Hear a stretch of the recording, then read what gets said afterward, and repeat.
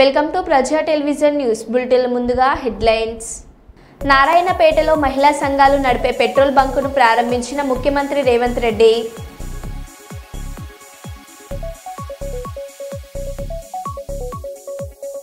హన్మకొండలో Indus foundation ఆధ్వర్యంలో Mahashivratri poster ఆవిష్కరణ.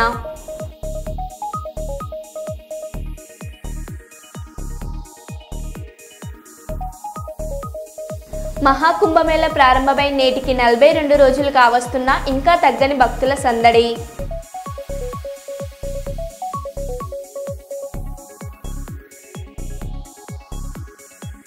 కాళ్ళు మొక్కుతా భూ పరిహారం ఇప్పించండి అంటూ తహసీల్దార్ కాళ్లపై పడ్డ రైతు.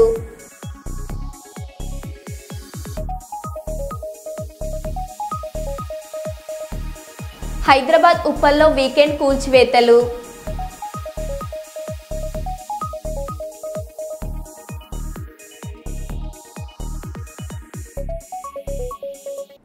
ఇక వివరాల్లోకి వెళ్తే, నారాయణపేటలో మహిళా సంఘాలు నడిపే పెట్రోల్ బంకును ముఖ్యమంత్రి శ్రీ రేవంత్ రెడ్డి గారు ఈరోజు ప్రారంభించారు.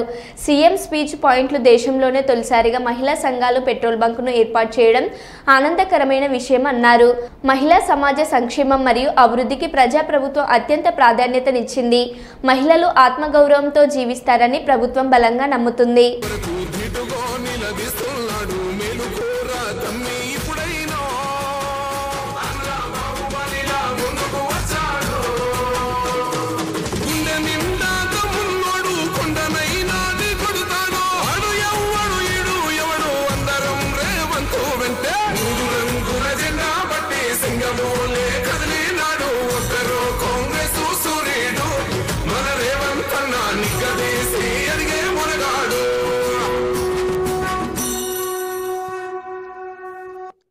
జిల్లా మహిళా సమాఖ్య ఆధ్వర్యంలో ఏర్పాటు చేసిన పెట్రోల్ బంక్ ప్రారంభోత్సవ కార్యక్రమానికి ముఖ్య అతిథిగా విచ్చేసినటువంటి నల్లమల పులిబిడ్డ, ఉమ్మడి మహబూబ్ నగర్ జిల్లా ముద్దుబిడ్డ, మనందరి ఆత్మీయ నాయకుడు, ప్రియతమ నాయకులు, రాష్ట్ర ముఖ్యమంత్రి వర్యులు మాన్యశ్రీ యనుమల రేవంత్ రెడ్డి గారికి సవినయంగా ఆహ్వానం పలుకుతున్నాం, స్వాగతం పలుకుతున్నాం. అదేవిధంగా ఈ కార్యక్రమంలో భాగస్వాములవుతున్నటువంటి గౌరవ రాష్ట్ర మంత్రులు, రాష్ట్ర ఎక్సైజ్ ప్రొహిబిషన్ శాఖ మాత్యులు శ్రీ మాన్యశ్రీ జూపల్లి కృష్ణారావు గారికి స్వాగతం పలుకుతున్నాం. అలాగే రాష్ట్ర రెవెన్యూ గృహ నిర్మాణ శాఖ మాత్యులు మాన్యశ్రీ పొంగులేటి శ్రీనివాసరెడ్డి గారికి స్వాగతం పలుకుతున్నాం. పంచాయతీరాజ్ గ్రామీణాభివృద్ధి శాఖ చేర్చండి, కోటికి మనం చేర్చుకోవాలి. ఏదో ఒక రోజు అవకాశం వచ్చే రోజు అందరు మహిళల్ని హైదరాబాద్లో మహిళా శక్తి ఔటర్ రింగ్ రోడ్ మొత్తం మన 1 కోటి మంది మహిళల్ని ఔటర్ రింగ్ రోడ్ మొత్తం మీద మొత్తం అందరం మనం వచ్చి మన శక్తి మన బలాన్ని ప్రదర్శించేటట్టు చేద్దాం. ఆ రోజు అరుణమ్మ గారి సహకారంతో ప్రధానమంత్రిని కూడా పిలుద్దాం. తెలంగాణ మహిళా శక్తిది, మాకు నిధులు ఇవ్వండి, మా ఆడబిడ్డలకు ఇస్తారు. కేంద్ర ప్రభుత్వం ఇవ్వాల్సింది కదా, ఇవ్వాలని నేనేమో అంటలే. నేను సో కేంద్ర ప్రభుత్వం నుంచి కూడా మనం సహకారం తీసుకుందాం. ఇది రాష్ట్ర కేంద్ర ప్రభుత్వాలు ఇచ్చిపుచ్చుకునే ధోరణిలో ఉండాలి. ఎన్నికలు వచ్చినప్పుడే రాజకీయాలు, మిగతా సమయంలో అభివృద్ధిలో వాళ్ళ వాటా వాళ్ళు, అత్తగారింటి నుంచి అయినా తల్లిగారింటి నుంచి అయినా ఏదైనా పిల్లల మంచి కోసం వస్తుందంటే వద్దనేదే ఉంది. ఇప్పుడు అరుణమ్మకు ఇది తల్లిగారిలు, అవతల అత్తగారిలు. తల్లిగారింటికి ఏం తెచ్చినా అత్తగారింటికి ఏం తెచ్చినా మనం ఏం వద్దనేది లేదు. ఇంకా ఎక్కువ నిధులు తీసుకురావాలి అరుణమ్మ గారు. మనం అవసరమైనప్పుడు మనందరం కలిసి ఒక తాటి మీద నిలబడాలి, మన ప్రాంతాన్ని అభివృద్ధి చేసుకోవాలి. ఎన్నికలు వచ్చినప్పుడు ఎవరు రాజకీయాలు వాళ్ళు చేసుకుంటారు. ఇవాళ 1 కోటి మంది మహిళల్ని కోటీశ్వరులను చేయడమే లక్ష్యంగా, అందులో భాగంగా ఈరోజు ఈ పెట్రోల్ బంకు మనం ఏర్పాటు చేసుకున్నాం. నా సూచన, ఆల్రెడీ మనం జిల్లా మహిళా సమాఖ్యలకు బంగ్లాలు ఇచ్చినట్టున్నాము కట్టుకోవడానికి. అవి వేగంగా 5-5 కోట్లు ఒక్కొక్క జిల్లా మహిళా సంఘ భవనానికి ఇచ్చినాం. ఇవే కాకుండా ప్రతి జిల్లాల మొదటి స్థానంలో సిఎస్ గారు అన్ని జిల్లాలలో ఒక జిల్లాకు ఒక్కటి అన్ని పెట్రోల్ బంకులు ఇచ్చి ఏర్పాటు చేయాలి. ప్రభుత్వ భూములను ఎక్కడెక్కడ ఉన్నాయో వేయండి, మంచిగా బాగా వ్యాపారం జరిగే దగ్గర చూసి వాళ్ళకు ప్రభుత్వ భూమి ఇద్దాం. దానికి అవసరమైన పెట్టుబడులు ఆ బీపీఎల్ కానీ ఐఓసీ కానీ ఏ కంపెనీలు ఉంటే ఆ పెద్ద కంపెనీలతో మాట్లాడదాం. అరుణమ్మ గారి సహకారం కూడా తీసుకుందాం. ఎందుకంటే కేంద్ర ప్రభుత్వానికి సంబంధించిన సంస్థలు అవి, వాళ్ళ నుంచి కూడా పెట్రోల్ కానీ దీనికి కానీ ఏమేం కావాలనో మొదట జిల్లా స్థాయిలో చేద్దాం. తర్వాత కనీసం ఒక్కొక్క అసెంబ్లీకి ఒక్కటన్నా మనం ఈ పెట్రోల్ బంకులు పెట్టించేస్తే ఆ లోకల్ సమైక్యాలకు ఆర్థిక సమస్యలు తీరుతాయి. వాళ్ళ నిర్వహణ కోసం కానీ, వాళ్ళ ఇల్లు అంటే వాళ్ళ ఆఫీస్ కానీ, వాళ్ళ రెగ్యులర్ మీటింగ్లకు కానీ ఎలాంటి ఇబ్బంది లేకుండా ఉంటుంది. ఇలాంటి కార్యక్రమాలన్నీ కూడా తీసుకొని ముందుకు వెళ్తాం. మీ అందరి సహకారం ఉండాలి.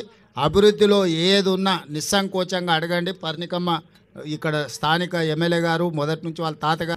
కుప్పం మండలం చెక్కునత్తం పంచాయతీ సచివాలయంలో నూతన పింఛన్లు వివరాలను పరిశీలించి అర్హుల నుండి అర్జీలు స్వీకరించిన ప్రత్యేక అధికారిని లావణ్య, రాష్ట్ర తెలుగు యువత కార్యనిర్వాహక కార్యదర్శి చెక్కునత్తం, మణి నాయకులు మునిరత్నం, కనకరాజు, బీరప్ప, తిమ్మప్ప, రాము, బాలు, పంచాయతీ కార్యదర్శి మురళి, సచివాలయం సిబ్బంది పాల్గొన్నారు.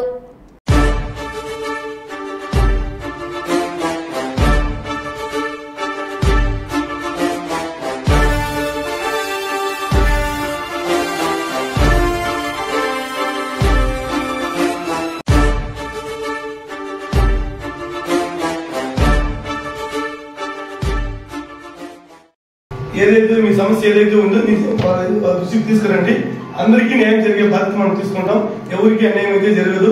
ఆవేశపడి మీరు అనుమానాలు పడి మీరు ఇబ్బంది తెచ్చుకోకుండా చివరి వరకు ఉండి ఓపిక మీ యొక్క సమస్యని వాళ్ళ దృష్టికి తీసుకురండి, ఆఫీసర్ల దృష్టికి.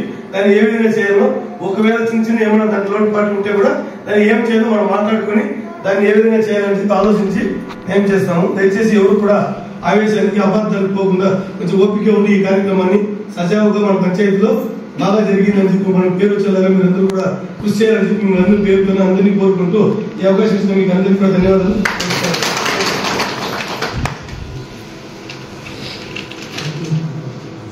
ఇప్పుడు మన మేడం గారు ఈ కార్యక్రమాన్ని ఉద్దేశించి మాట్లాడతారు.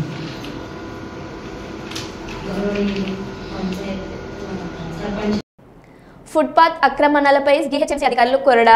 ఉప్పల్లోని మండే మార్కెట్ ప్రధాన రహదారిపై ఫుట్పాత్ను ఆక్రమించి నిర్మించిన నిర్మాణాలను జీహెచ్ఎంసీ అధికారులు పోలీస్ బందోబస్తు నడుమ ఫుట్పాత్ ఆక్రమణలు తొలగిస్తున్న అధికారులు. ఇక ముందు ఫుట్పాత్ ఆక్రమణలు జరిగితే కఠిన చర్యలు తప్పవంటున్న అధికారులు.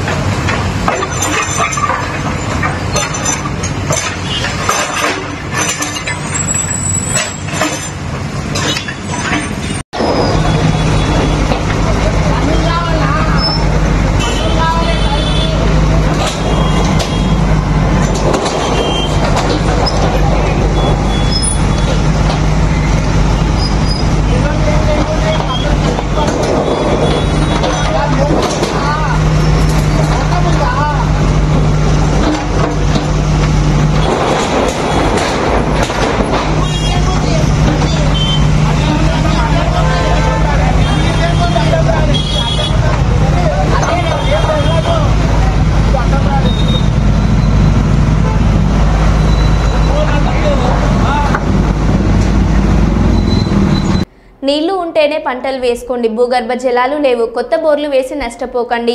యాసంగి పంటలు వేయకండి, వేసి నష్టపోకండి. అప్పుల పాలు అవ్వకండి. భారీ పెట్టుబడులు పెట్టి రైతులు నష్టపోతున్నారని మా దృష్టికి వచ్చింది. వ్యవసాయ రైతు సంక్షేమ కమిషనర్ చైర్మన్ కోదండరెడ్డి సంచలన వ్యాఖ్యలు. ఎన్నడూ లేని విధంగా 2 లక్షల రూపాయల రుణమాఫీ, 23,000 కోట్ల రూపాయలు దేశంలో ఎప్పుడు జరగదు. అంతేకాదు రైతు భరోసా కూడా మొదలైంది. అంతేకాదు ఎన్నడూ లేని విధంగా సన్న వడ్లకు 500 బోనస్ కూడా ఇవ్వడం జరిగింది. ఇవన్నీ వ్యవసాయ రంగానికి ఒక రైతు బిడ్డ కాబట్టి ఈ సంవత్సర కాలంలో ఇవన్నీ కూడా రైతాంగానికి పెట్టుబడి కింద ఉండడానికి, అప్పుల బాధ నుంచి తొలగించడానికి చేసిన ప్రక్రియలు. అందువల్ల ప్రభుత్వం ఇంకా చేయడానికి సిద్ధంగా ఉంది. కానీ ఈ ఎండాకాలం పంట దయచేసి మీరు సాహసం చేసి బోర్లు వేసుకొని అనవసరంగా పెట్టుబడులు పెట్టకండి, జాగ్రత్తగా ఉండండి, మీ డబ్బులు కాపాడుకోండి, నీటిని కాపాడుకోండి, పంటలు ఎండబెట్టుకోకండి. దయచేసి మీకు విజ్ఞప్తి చేస్తున్న ఒక రైతుగా కూడా ఇది మన జీవితంలో చూస్తే అనేక సందర్భాలలో కరువు వచ్చింది, కాటకాలు వచ్చినాయి. దాన్ని రైతే తట్టుకున్నాడు కానీ ఇంకెవరు కూడా వశం కాదు. రైతుకుండే గుణం చాలా గొప్పది. రైతు దేశానికి వెన్నెముక. రైతు ఎప్పుడు కూడా అన్నం పెట్టే దాత. అందువల్ల మీ ప్రాణం చాలా విలువైంది, మీ కష్టం చాలా విలువైంది. పెట్టుబడి పెట్టిన ప్రతి పైసకి మీకు ఇంతో అంతో లాభం రావాలి. కాబట్టి మీరు ఈ విధంగా నిర్ణయం తీసుకోవద్దని చెప్పి కమిషన్ పక్షాన మీకు మనవి చేస్తా ఉన్నాం. తెలంగాణ ప్రాంత రైతాంగానికి కిసాన్ ఫార్మర్ వెల్ఫేర్ కమిషన్ నుంచి మీకు విజ్ఞప్తి. తెలంగాణ రాష్ట్రంలో మనము ఈరోజు ఫిబ్రవరి మాసంలో ఉన్నాం. మామూలుగా ఇది మార్చి తర్వాతనే ఎండలు ముదురుతాయి. అట్లాంటి పరిస్థితికి భిన్నంగా మార్చిలో ఫిబ్రవరి లోపలనే ఎండలు తీవ్రంగా వచ్చినాయి. ఎక్కడ పడితే అక్కడ పంటలు ఎండిపోతున్నట్టుగా, రైతులు పెట్టుబడి పెట్టి పాపం ఇబ్బంది పడుతున్నట్టుగా, కొందరైతే ఇంకా ఒక అడుగు ముందుకేసి చాలా మానసికంగా ఇబ్బంది పడుతున్నట్టుగా మా కమిషన్ దృష్టికి వచ్చింది. రైతాంగంతో ఒకటే మనవి, ఎప్పుడు కూడా ప్రకృతి ఒక రకంగా ఉండదు. ఒక్కసారి తెలంగాణ రాష్ట్రం ఏర్పడ్డ తర్వాత తెలంగాణలో బాగా ఎక్కువ వర్షాలు పడ్డ రోజులు చూస్తే 13.89 మిల్లీమీటర్లు 2022-23లో పడ్డాయి. అదేవిధంగా గ్రౌండ్ వాటర్ కూడా 13.42 మిల్లీమీటర్లు. అంటే ఎప్పుడు బాగా గ్రౌండ్ వాటర్ కానీ వర్షపాతం కానీ 2022-23, దాని తర్వాత ఇప్పుడు చూస్తే గ్రౌండ్ వాటర్ విపరీతంగా పడిపోయింది. బోర్లకు నీళ్లు అందే పరిస్థితి లేదు. పత్రికలలో చూస్తే అక్కడక్కడ చూస్తే భారీ పెట్టుబడి పెట్టి కొత్త కొత్త బోర్లు వేస్తున్నారు. గ్రౌండ్ వాటరే లేనప్పుడు మీరు ఖర్చు పెట్టి బోర్లు వేసుకుంటే దానివల్ల ఉపయోగం లేదు. అందువల్ల కమిషన్ ఎప్పుడు కూడా రైతాంగం యోగక్షేమాలు చూస్తుంది. కాబట్టి మీరు అప్పులు తెచ్చి పెట్టుబడులు పెట్టకండి, ఉన్న పంటను కాపాడుకోండి. అదనంగా వరి వేయడానికి మీరు మంచి పద్ధతి కాదు, మానుకోండి. అందువల్ల మా మనవి ఒకటే ఏంటంటే, ఇది అవతల నేను రాజకీయ పార్టీలతో కూడా మనవి చేస్తా ఉన్నా, మీరు పదే పదే రైతాంగం మానసిక ఒత్తిడికి గురి చేసే పద్ధతిలో మీరు స్టేట్మెంట్లు ఇస్తున్నారు. మంచి పద్ధతి కాదు. కరువు, కాటకాలు, అధిక వర్షాలు, వరదలు ఇవన్నీ కూడా ప్రకృతి జరిగేటివి. ప్రకృతిలో మీరు దాన్ని కూడా రాజకీయం చేసుకోవడం మంచి పద్ధతి కాదు. నేను దయచేసి రాజకీయ పార్టీలకు, ప్రతిపక్ష పార్టీలకు చేతులెచ్చి నమస్కారం చేస్తున్నా, రైతు పక్కన నిలబడండి, రైతుకు ఆత్మస్థైర్యం పెంచండి. చివరిగా మా కమిషన్ పక్షాన రేవంత్ రెడ్డి గారు అంతర్జాతీయ మాతృభాష దినోత్సవాన్ని కర్నూలులో ఘంటసాల గాన కళా సమితి ఆధ్వర్యంలో ఘనంగా నిర్వహించారు. కర్నూలు నగరంలోని తెలుగు తల్లి విగ్రహానికి ప్రముఖ వైద్యులు, రచయితలు పూలమాలలు వేసి నివాళులర్పించి తెలుగు భాష గొప్పతనాన్ని కొనియాడారు. ఈ సందర్భంగా డాక్టర్ శంకర్ శర్మ మాట్లాడుతూ మాతృభాషను గౌరవించాలని కోరారు. చిన్నతనం నుంచే మాతృభాషను అలవర్చుకోవాలన్నారు. ఇతర భాషలను నేర్చుకున్న మాతృభాషను మరవద్దన్నారు. తెలుగు భాషను కాపాడుకోవాల్సిన ఆవశ్యకతను డాక్టర్ శంకర్ శర్మ వివరించారు. మన సంస్కృతి, ఆచారాలు, కుటుంబ వ్యవస్థ అన్నీ తెలుగు భాషపైనే ఆధారపడ్డాయన్నారు. ఇతర దేశాల్లో తెలుగు మాట్లాడేవారు కనబడితే మనసుకు చెప్పని ఆనందం కలుగుతుందన్నారు. మాతృభాష అభివృద్ధికి ప్రతి ఒక్కరూ కృషి చేసి తెలుగు తల్లి రుణం తీర్చుకోవాలని డాక్టర్ శంకర్ శర్మ కోరారు. తెలుగు రాష్ట్రాల్లోని చిన్నారులు ప్రాథమిక విద్య తెలుగులోనే చదవాలని సూచించారు. ఈ కార్యక్రమంలో doctor Shankar Sharma, doctor W Sitaram, Chandrashankar, కల్కొన్ వాసు, రామణయ్య, రాఘవేంద్ర, వెంకటేశ్వర రెడ్డి తదితరులు పాల్గొన్నారు.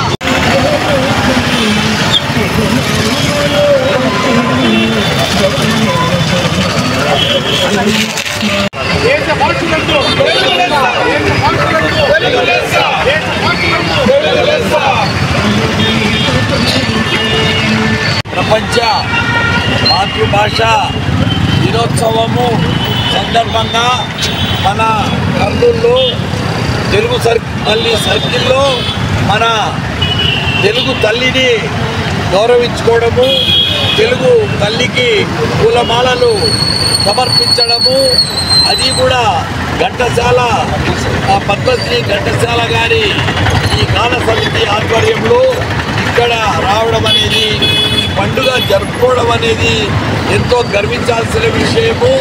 ఎందుకంటే తెలుగును ఇటాలియన్ ఆఫ్ ఈస్ట్ అన్నారు. మాతృభాషను గౌరవించలేని వాడు ఈ ప్రపంచంలో దేనికి పనికిరాడు.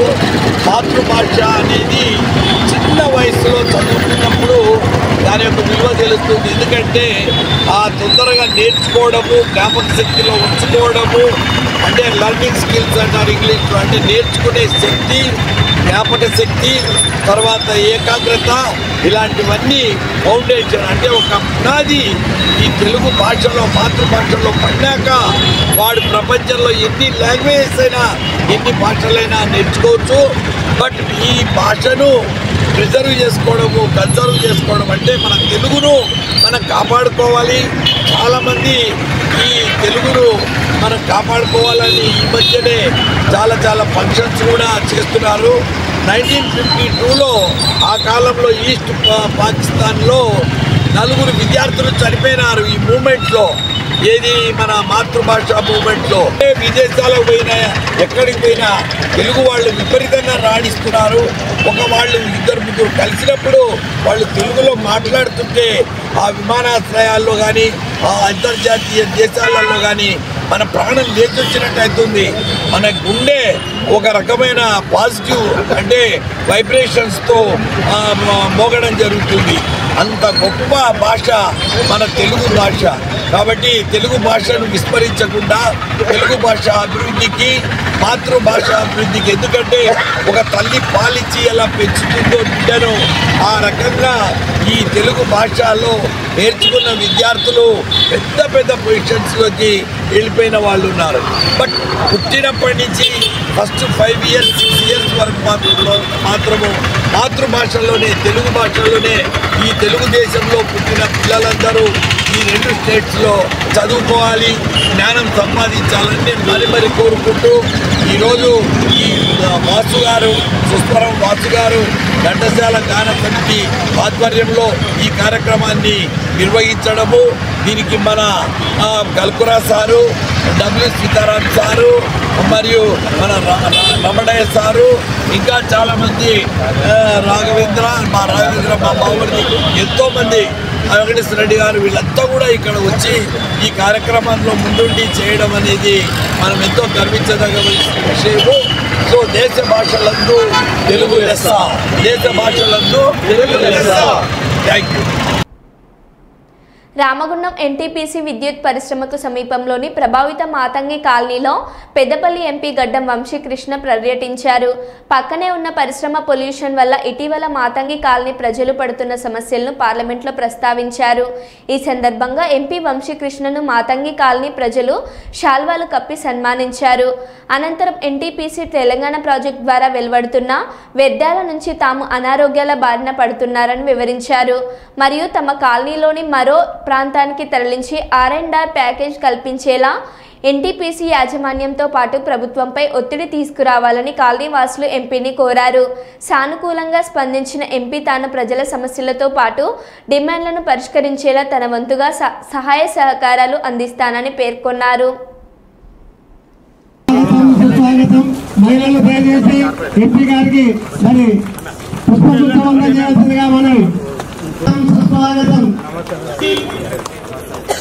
గడ్డం వెంకటరావు గారి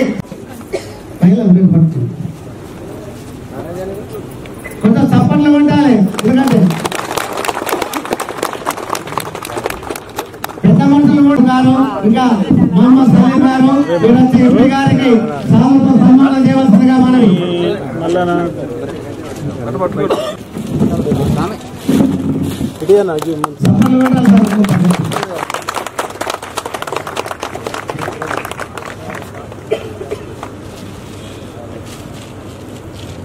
మాతంగాల వాసులందరికీ మనవి, ఇంతకుముందు ఇంటికి 200 రూపాయలు చొప్పున మనము వసూలు చేయటం జరిగింది.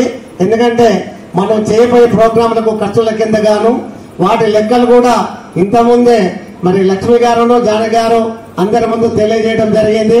ఇది పబ్లిక్ హియరింగ్ అంటే ముందే.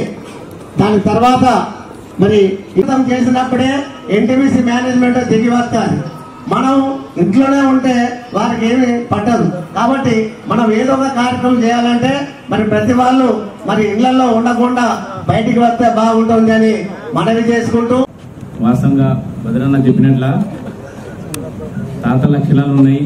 ఒక్క మాట చెప్పగానే, ఒక ఎస్ఎంఎస్ చేయగానే మీ సాధక బాధలు చెప్పడానికి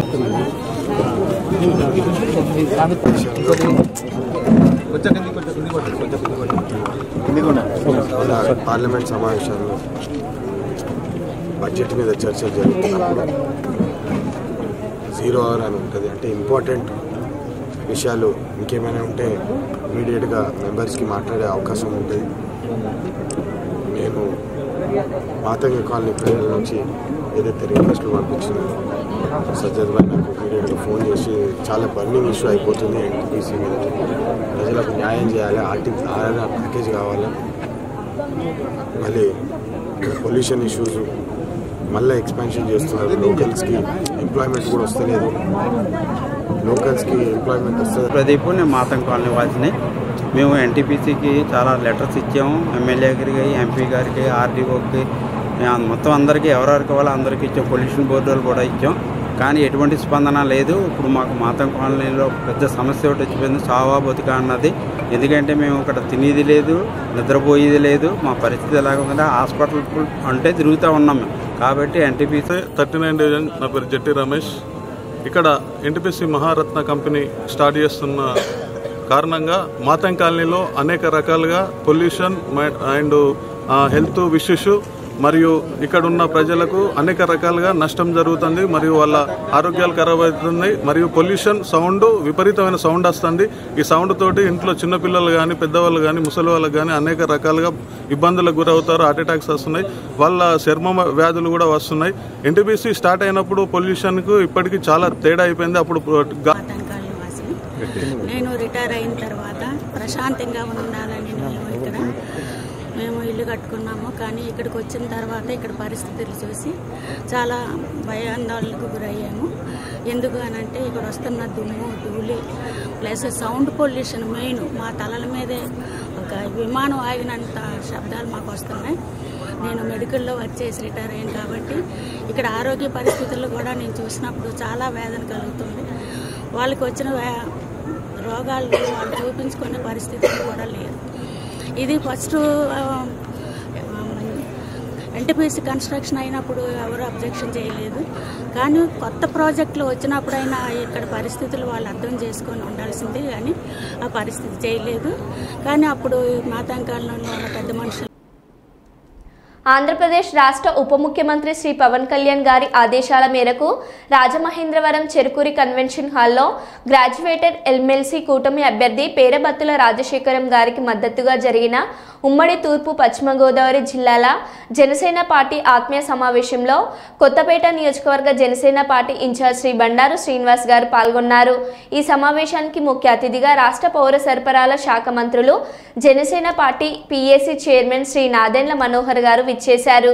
ఈ సందర్భంగా ఆయన మాట్లాడుతూ, ఈ ఎన్నికల్లో కూటమి ఎమ్మెల్సీ అభ్యర్థిని గెలిపించడానికి సమిష్టి కృషితో అందరూ కలిసి పనిచేయాలని పిలుపునిచ్చారు. ఈ కార్యక్రమంలో సినిమాటోగ్రఫీ మంత్రివర్యులు శ్రీ కందుల దుర్గేష్ గారు, జనసేన శాసనసభ్యులు, నియోజకవర్గ ఇన్ఛార్జీలు, కార్పొరేషన్ చైర్మన్లు మరియు నాయకులు, వీర మహిళలు పాల్గొన్నారు. అంటే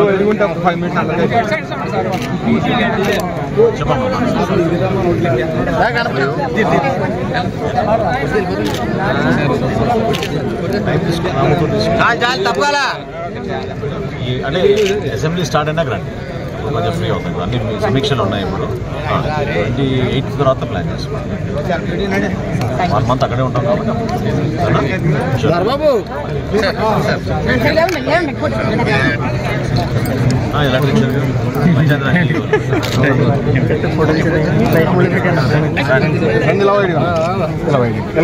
అందరూ పడతారు.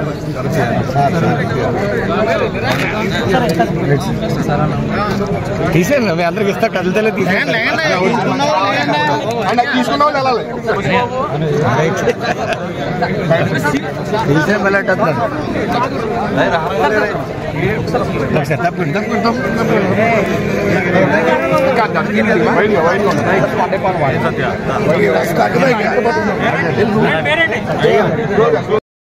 మరో బులెటిన్లో మళ్ళీ కలుద్దాం. Stay tune.